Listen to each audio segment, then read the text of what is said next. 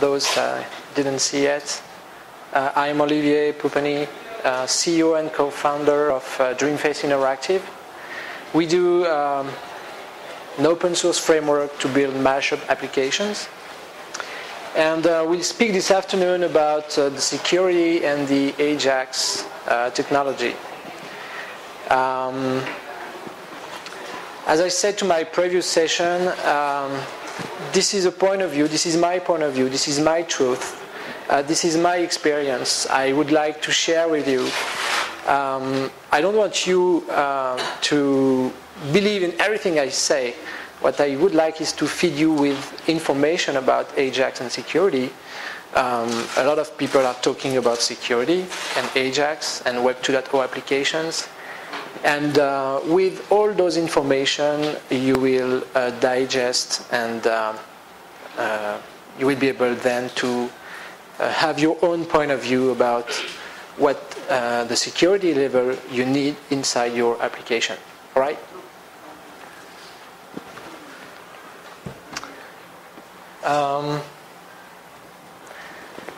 Just before going into the agenda, I would like to know how many of you already work on an AJAX application, already used AJAX for building applications.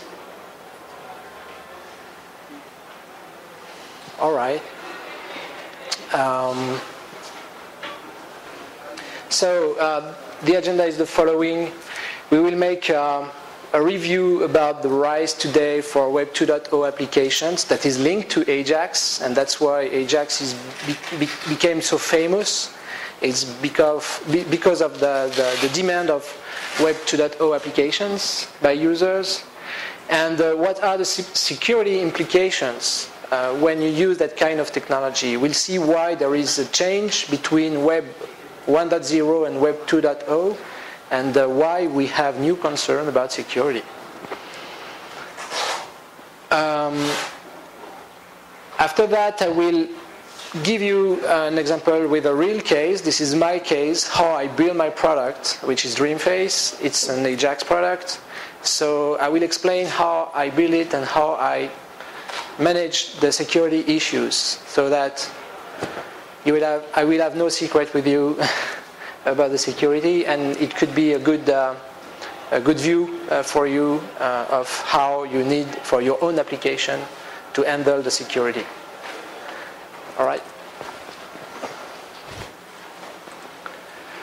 So the new rise of Web 2.0 applications. If you consider Web 2.0 applications from a user standpoint, you can see that the users like very much the dynamic web interfaces. The fact that there is no refresh from one page to another page, on the same page, to refresh a set of information. This can be done thanks to AJAX locally in the page without having to refresh the page. So this is one of the features that people very like in Web 2.0 applications. So that the applications built on top of AJAX, they improve the user perception, because for them it's efficient applications, because they don't have to wait that the information is refreshed. It's a perception. It doesn't mean that necessarily it's the new application, the new Web 2.0 application has more performance than the 1.0. It's just a perception. But this perception will improve the overall user experience with the application. And then it will improve also the acceptance, so that your application will reach a better success to the users that will ask for more and more and more, as usual. In Web 2.0 applications, you have new, very interesting features from a user standpoint. It's personalization and sharing. They can personalize the way they see the information, the way they use the application, and also what they can do with the application can be shared between users. If you go to famous AJAX website and dynamic website, Web 2.0 website like Flickr or YouTube. You can share what you create. You post a video, you post an image, and then you can share it with friends, with your friends. And it's an open architecture because from a user point of view, it can access multiple information coming from different sources. So it's always open for them.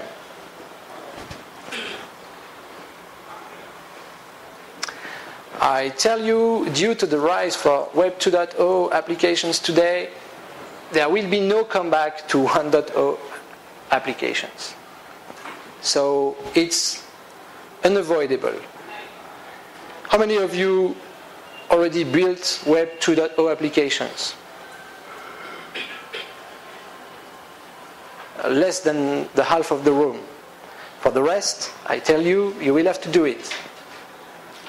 Perhaps not today, perhaps not tomorrow, but the day after for sure.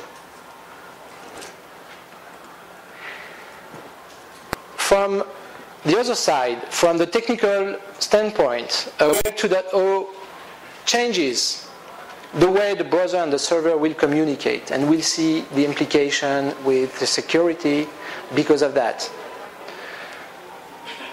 Web 2.0 application requires to dynamically create the user interface, and also in that part you will find some security issues because the application will be dynamically not generated, but by the way it will be used, you will have to modify and update the DOM pages of your applications. And also it requires to handle multiple technologies. It's not only AJAX. AJAX is just an architecture model. It's not a new technology. Technology behind that is JavaScript. But you don't use only JavaScript to build your application. You use HTML, CSS, probably Flash if you want to integrate some useful and beautiful components. So you have to handle also that kind of technologies. And obviously, when you work in an environment with multiple technologies, it complexifies the system, and then it triggers some security issues. So because of those changes, we have new security concerns to handle when we build an application. The problem is that we are working in a very, very unstable environment. Today, you can find, I stop at 1,000 because I fed up to count, but there is more than 1,000 AJAX library on the market available. It's amazing. What's the one you have to choose? What's the real choice you have to do? It's very difficult. You have some generic ones, Google Web Toolkit, Yahoo UI, Dojo, that provide you a full range of functionalities to build your application, but you have also some specific ones, like jQuery, that will allow you to work with the DOM, to manipulate XML, so it's only for that part, to handle AJAX request and response. You have some dedicated libraries like Scriptaculous to implement some visual effects inside your application. And obviously you can use this one plus this one, this one plus this one, this one plus this one. The combination of usage with those toolkits is huge. So this is part of the unstable environment. But that's not only that. That's also you have now some rich internet application technologies that often are compared to AJAX. What is best? Do I have to use some famous one like Flex or Silverlight, or some kind of proprietary one and small one like NexaWeb and Accelerator. Instead of AJAX, should I use AJAX instead of RIA? What's the choice I have to do? It's very difficult.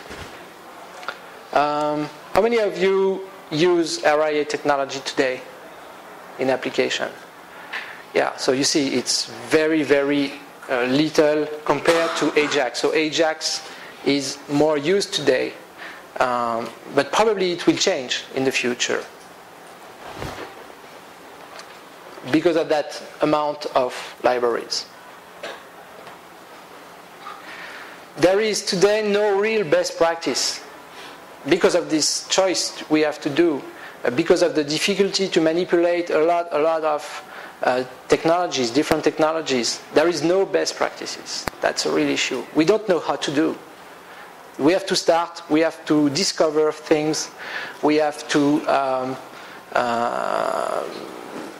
implement as we would be the first user of that kind of technology. So obviously there is a lot of forums. There is some kind of alliance like Open AJAX Alliance that will give you a way to define some best practices. But it's today much more for people like me, like DreamFace, to integrate that kind of open standards inside our products than for you that have to build your own application. So that's a real issue. The other issue is that we don't have a real return on experience so far. It's just the beginning of AJAX. We saw that only a few of you already built AJAX applications, so it's not yet common.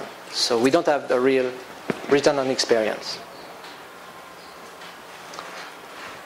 Let's here see a kind of chart that is the products and technology versus the best practices and return on experience. If we put that on the chart, we can see that we have the product and technology curves that is as usual.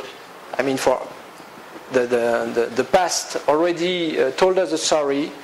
It's starting, and then you have a hype, and after the hype, you have the curve goes down over the time. If you see the best practices and return on experience curve, we have the same kind of hype, but not as exactly the same as the product and technology. It's less like this one, and it's more over the time than the other one, and it never goes down because of the experience. So it's always improving. Obviously, the maturity is when the two lines cross each other. And the problem is that you cannot wait for the maturity to start your application. You have to start now. And when are we now? We are much more here, which is in the middle of the hype. Because as we saw, a lot of people started to use AJAX. Not all people, and a very few people started to use RIA technologies. So we are really in the middle. In between, what we have will be the risky area. The area where you will work and where the security issues will be the most risky for your application. And the key challenge here is really to reduce the risky area as small as possible. And we will try to discuss together, I hope you will ask a lot of questions about that, how to reduce that risky area. If someone has a question, please just.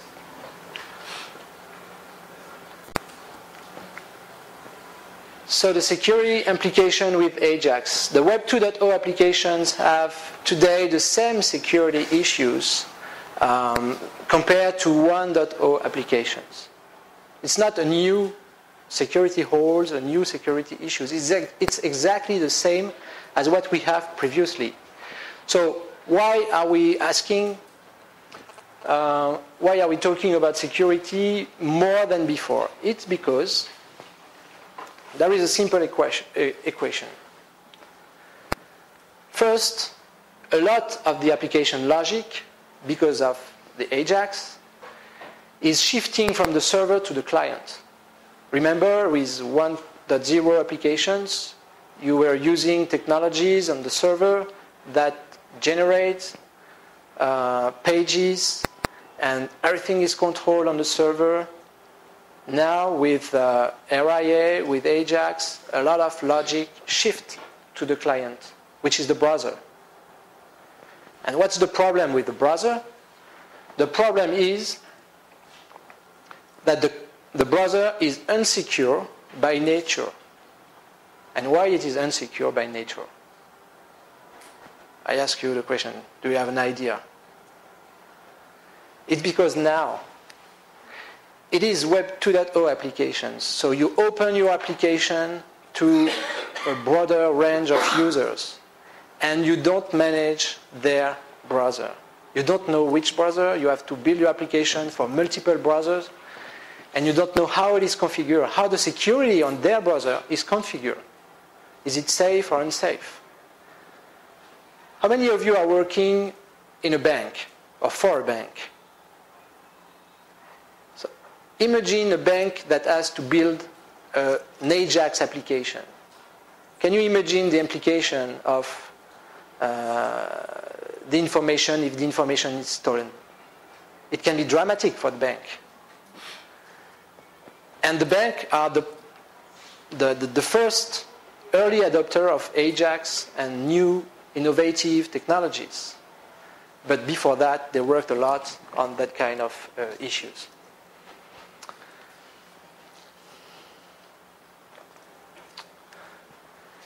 So in this equation, and because there is a lot of shifting from the server to the client, and because the client is insecure by nature, the security must stay and be reinforced, because if you move some security with the logic from the server to the client, your application will be totally insecure. So it has to be reinforced at the server layer. You have to keep that in mind. No security on the client, security on the server. Reinforced compared to 1.0. That's all. It's the same issues, but it has to be reinforced. And we will understand why in a minute. Let's discuss about some famous threats we have with security, just for everybody to be at the same level of understanding about security. The first one is phishing. The phishing is someone which is trying to contact you in order to retrieve your user information so that they will be able to do whatever with your credential information. This is an example. We call them the spoof website. So you have a spoof website with someone that sends you an email, and this email is very nice with a very beautiful logo of your bank account, and they say, "Dear customer, we are unable to process your last transaction. To ensure that your account is not suspended, please update your information by clicking here." Some people can click. Maybe not you, but you have to imply and to implement security because of the other users. You are educated users. And if someone clicks, it goes to the spoof website with a data form where the person will enter this information, from which those people will be able to access your real bank account and do whatever they want. The second one, the cross-site scripting, known as XSS. Do you know why XSS and not CSS? It's to don't do the comparison with CSS, obviously. What is a cross-site scripting? It's to allow some code injection by malicious web users into the web pages viewed by other users. What does it mean? It means that, for instance, you want to read a forum answer. You use a forum and you post a question and someone responds. Inside the response, so this is my comment about the problem, your problem, from someone else put a script with an access to a public malicious script that can put some advertising or whatever.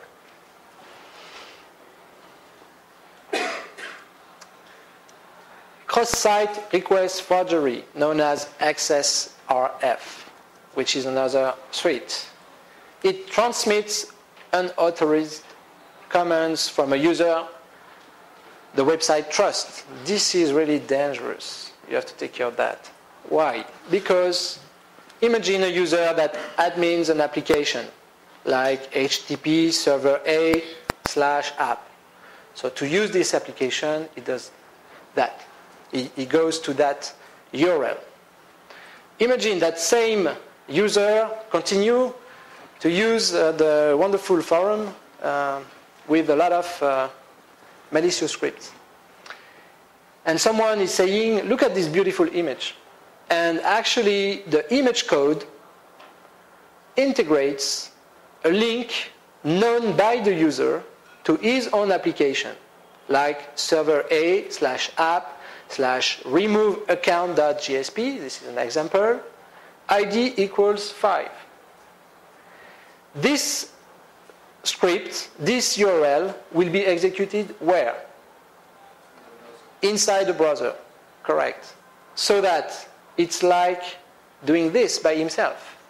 And because this guy is already authenticated, the ID 5 will be removed. All right? So you have to take care about that as well. It's not new, it's not because AJAX, but because there is a shift, we'll see that we have to reinforce on the server. Obviously, the list of threats is growing every day, so I don't want to pass them one by one. It's just the most famous ones. You have some other threats like the untrusted information sources. If you want to consume feeds, blog information, search results, and you don't know exactly what is from where the feed is coming, if it's not very famous, etc.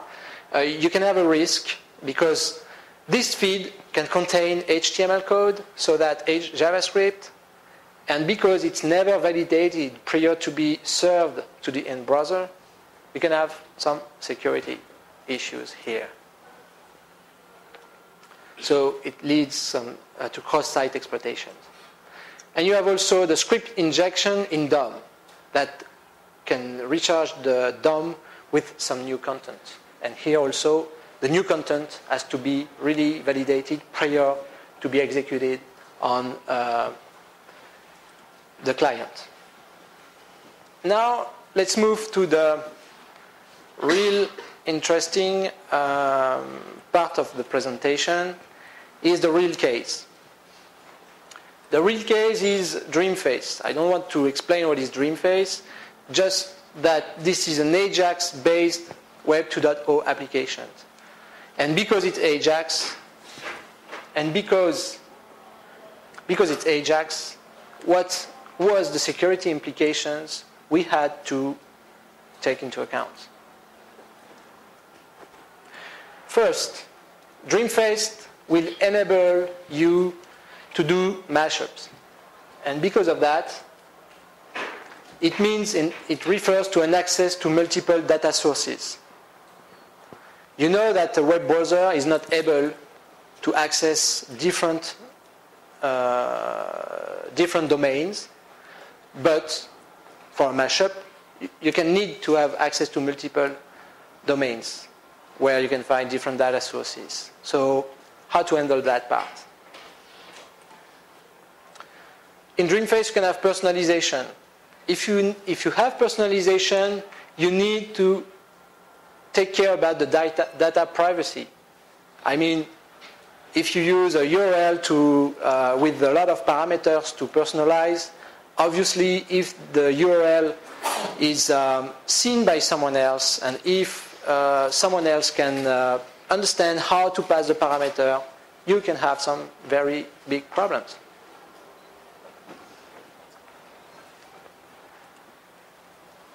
And one of the other thing is the user content creation. DreamFace enables people to create by themselves. That implies a dynamic DOM modification. So what I will explain now is how to ensure the data privacy in your application, how to secure the communication model, and how controlling the DOM modification. Right? First, in order to handle those three parts, we had to think about 4 key elements for our product. The first one is an AJAX engine. Why an AJAX engine?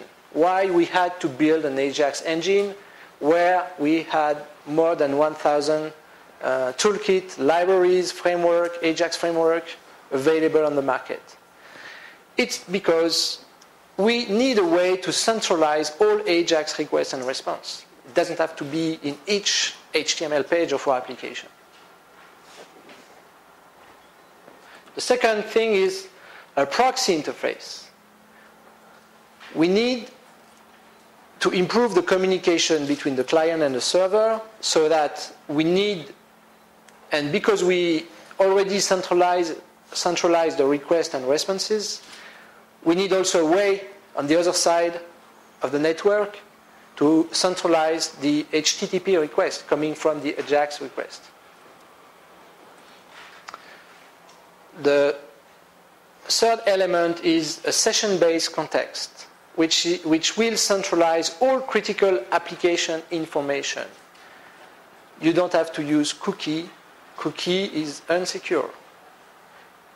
You need to play with the server session. Inside this server session, you need to put information related to the execution of the application. Which user, which page, which information on the page. Everything has to be known by this context. If it's inside this context, it will be kept on the server and you will remove away from a malicious person to trap this information between the client and the server. It doesn't mean that necessarily people are looking for on the network to see information that are passing, but it means that if this information is not here, it has to be on the client. If it's on the client, it's insecure because the browser is insecure by nature. And the fourth element is an API. Again, a need to centralize what? All server-side processes and accesses to different data sources. So first, how to ensure the data privacy. The first thing is to define our architecture and separate this architecture with 3 different layers. The first layer is the client tier. The second one is the web tier, and the third one is the service tier or process tier, depending on your software-oriented architecture. If you provide services as is, or if you provide services through orchestrations. If it's orchestrations, the web tier will call your process tier. All right? On the client tier, obviously, you have your browser and, for instance, a login page, because you need to authenticate the user to your application. That's the first step to do in your application. we have the AJAX engine that will receive that call for authentication, and the AJAX engine will send an authentication request to the proxy interface that runs on the web tier. This proxy interface will do the authentication process that can, for instance, calls an LDAP directory, call an OpenID one, or whatever security and the directory you have behind your applications. It can be, usually in banks, for instance, you have some secure ID providers that gives you a way to really secure the way people are authenticated. It's some small cards with a password that changes every 30 seconds, so that users will not have to keep in mind the password. It's on the card, and when they log in, they enter their user ID. They see the card. Okay, it's now this password. They enter the password, and then the security server is able to do the link and say, okay, this is a real user from my company.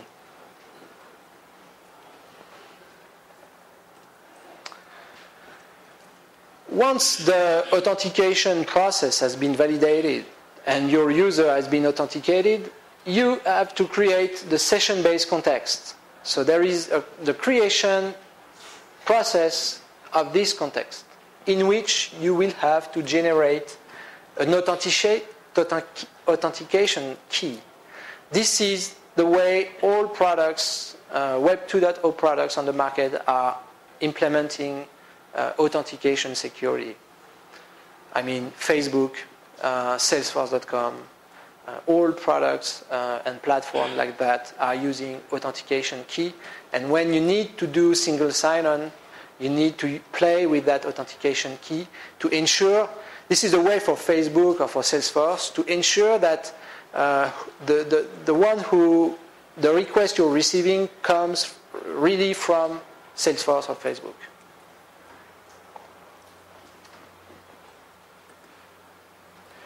And at the end, the proxy interface, after the session-based context has been created, send a request forward to go to the first page of your application.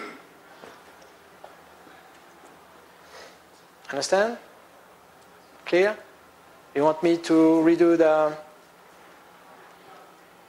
process? The password when you told it, something like RSA tokenization? Excuse me? He was telling about password. Yeah. Something about RSA tokenization? Yeah. It's like that. It's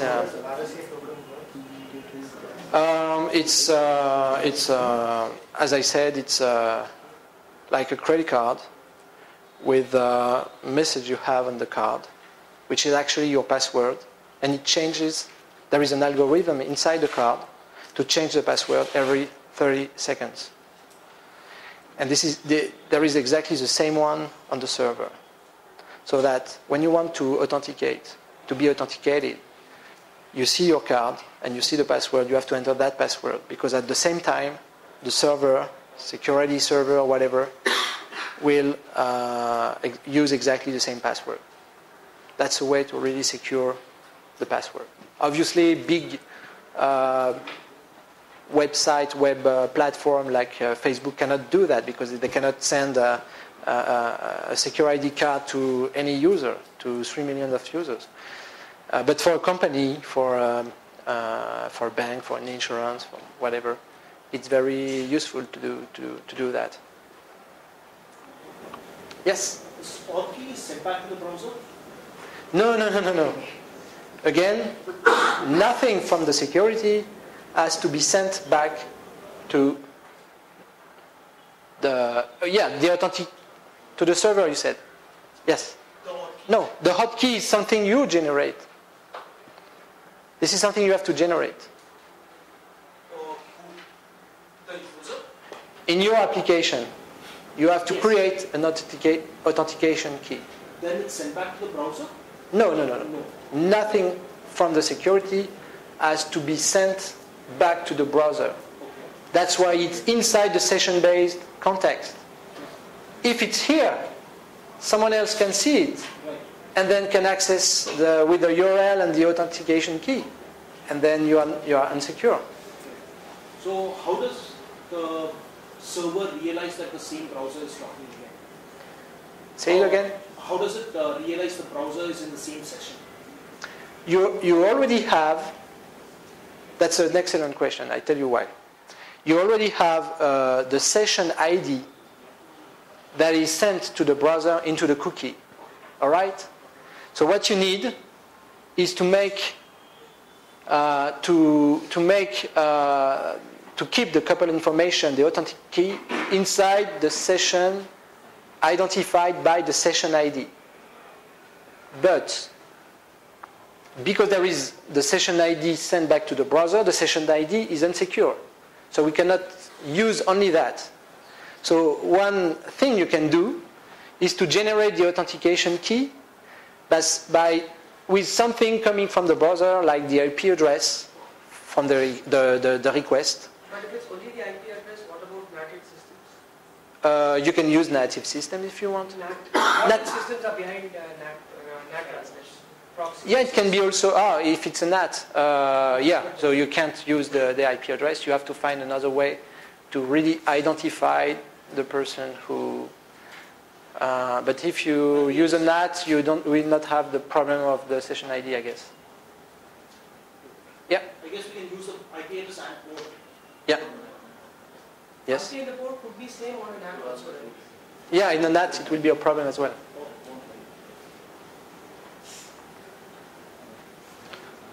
One more scenario where a user once authenticated opens 2-3 pages separately. Yes. Then how? It's inside the same session. So there is no problem for that. And I would say there is a difference with Firefox and IE. You know that in IE, if you open from the desktop a new browser window, you are in a new session, which is not possible with Firefox. So I would say Firefox is less secure than IE on that part. Technically, you can open a Firefox window as a new profile rather than just opening it up as the default profile. Open Firefox with the minus profile option. All right. It will be a new session. All right. But you see how you have to handle that. It's not easy.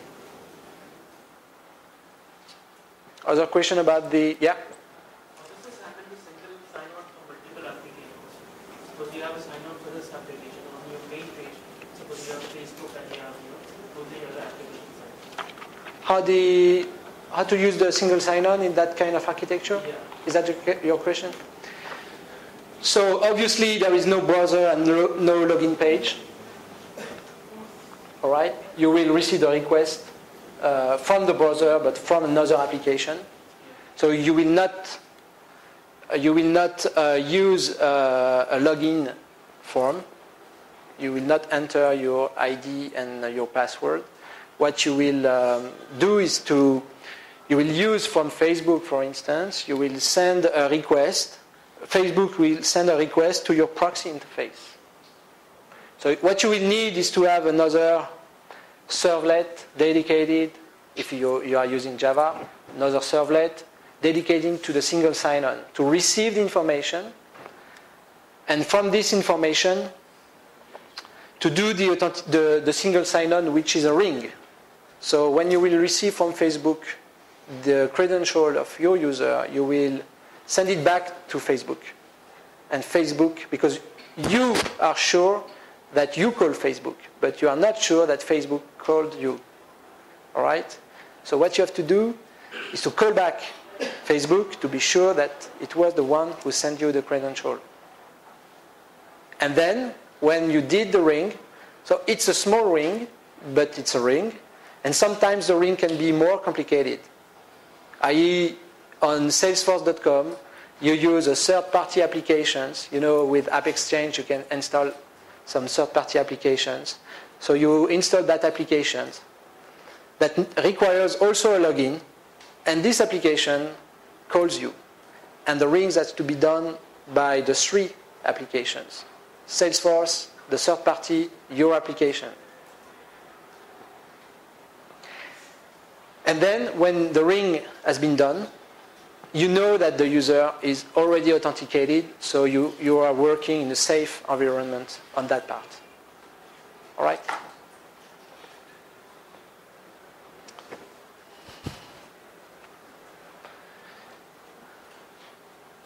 So the next is how we can secure the communication model of an AJAX application.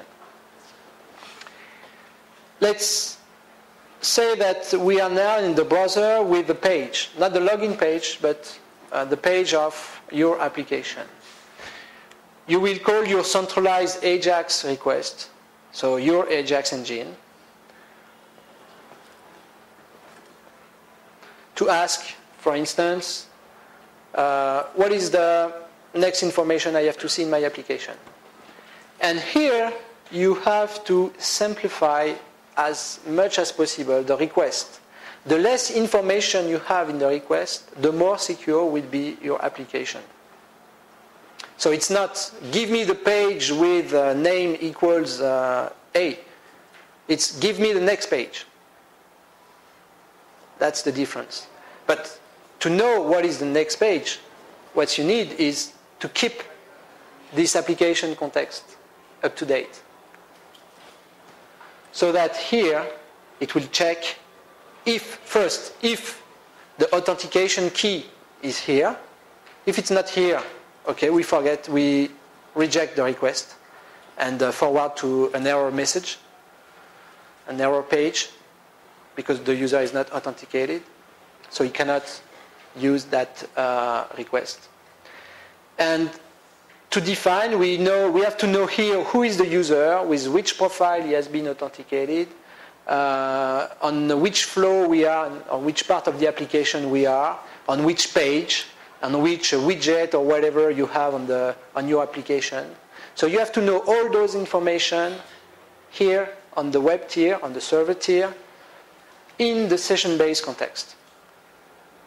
And this is also useful to have that in the session context, because if your user wants to stop the application, if it's a transactional application and he wants to stop in the middle of a transaction, you can save that part in a persistent area, and then when you come back the day after, you can load the transaction, and then you can recreate the session-based context, so that when it will start the application, it can be at the second screen instead of the first, because the first has been already passed.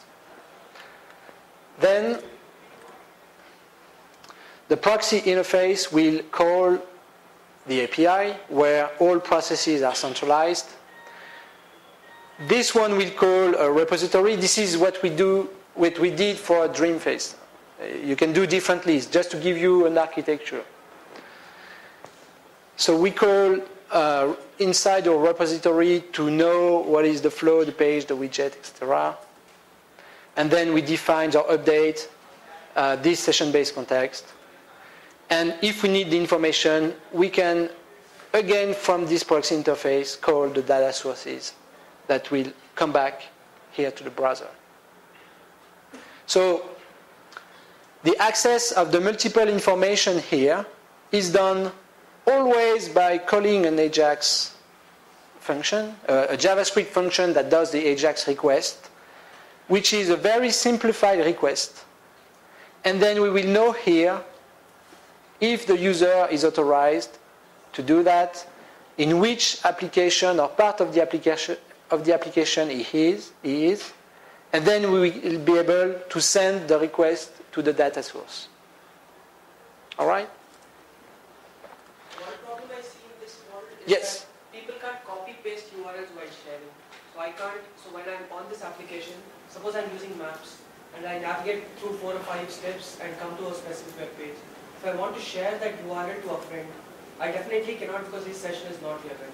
So what solution do you suggest for that? What we did actually is we use only one URL, which is we call DreamFace.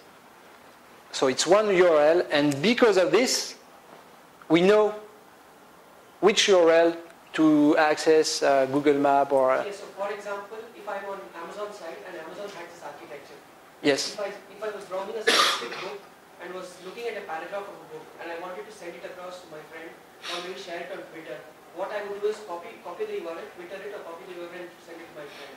If you find this is secure, fine. I really don't find this is secure. So technically what you can do is, rather than storing the auth key on the server, create a digital signature of the auth key and append it to the URL. Yes. No, because again, probably for Amazon, yes. But for a corporate application, I don't think so, because everything has to be controlled at the server.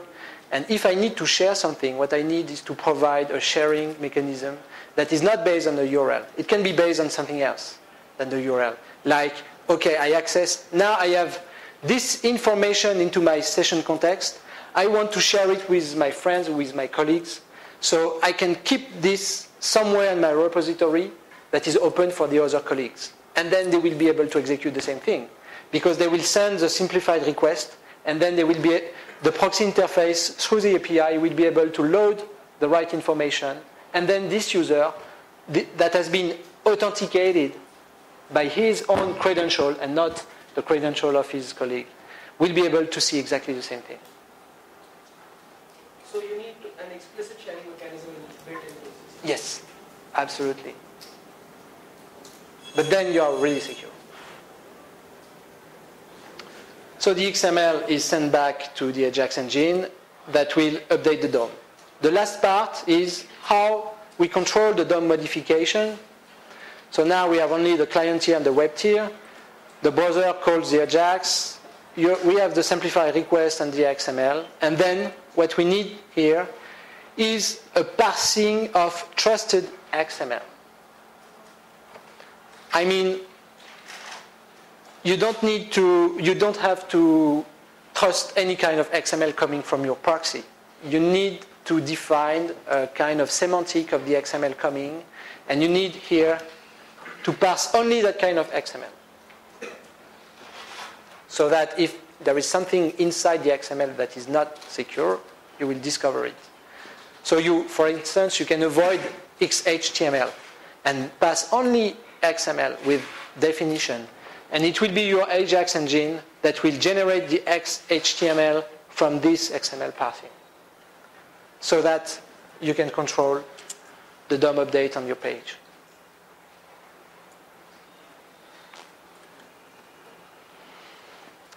The conclusion of this session is never stop thinking about security.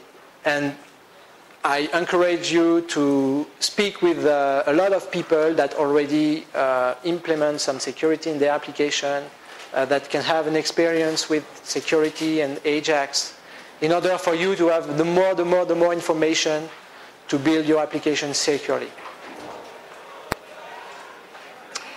All right, it's done. If you have questions, thank you very much.